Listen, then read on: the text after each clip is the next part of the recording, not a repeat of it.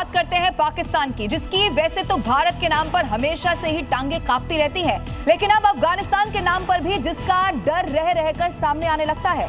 अब पाकिस्तान को एक और डर सता रहा है और वो है सुसाइड अटैक का। ऐसा इसीलिए क्योंकि तालिबान के कमांडर ने बिल्कुल सीधा सीधा पाकिस्तान को सुसाइड अटैक की चेतावनी यहां पर दे डाली है।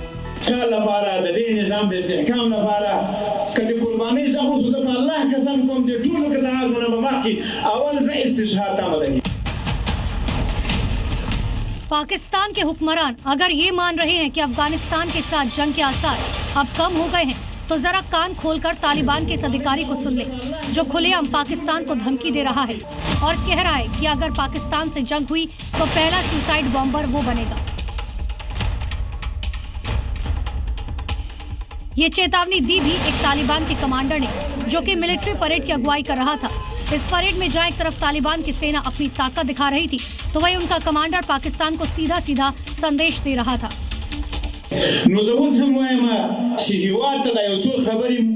मिलत ته پسوچ کړي چې دا جنگ طالبان نه کوي او دا جنگ د لپاره موږ مورال یعنی مو هغه اسیحانه له کومه چې دنیا لري زم دا جنگ په اسیحانه کې جوړي که جنگ کېږي په مې تجربه وګورئ په مې تاریخ وګورئ جنگ په حوصله باندې کېږي।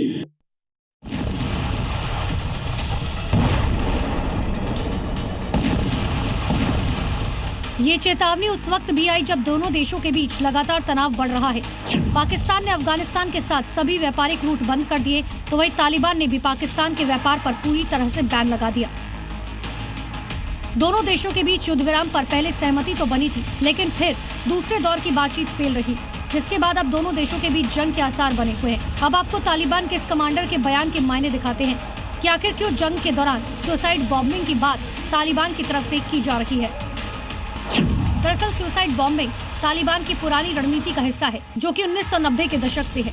2001 से 2021 के बीच अफगानिस्तान में 1000 से ज्यादा सुसाइड अटैक्स हुए, जिनमें से ज्यादातर तालिबान या उसके सहयोगी गुटों ने किए। तालिबान के पास 4000 से ज्यादा संभावित सुसाइड बॉम्बर्स का नेटवर्क है, जो पाकिस्तान अफगान सीमा पर सक्रिय है। ये आईईडी फैक्ट्रीज, ट्रेनिंग कैंप्स और टीटीपी जैसे सहयोगियों से जुड़े हैं। 2025 में टीटीपी ने पाकिस्तान में 2 सुसाइड अटैक भी किए।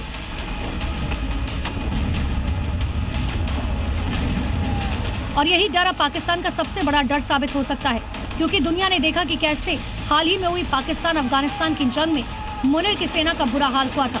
अफगानी लड़ाकों के आगे पाकिस्तान की सेना भागती और चौकियां छोड़ती नजर आई। और अब जब तालिबान सीधा सुसाइड बॉम्बिंग को हथियार मानने में लगा है, तो समझ लीजिए अगर जंग हुई तो मुनीर और उसकी सेना का क्या हाल होगा।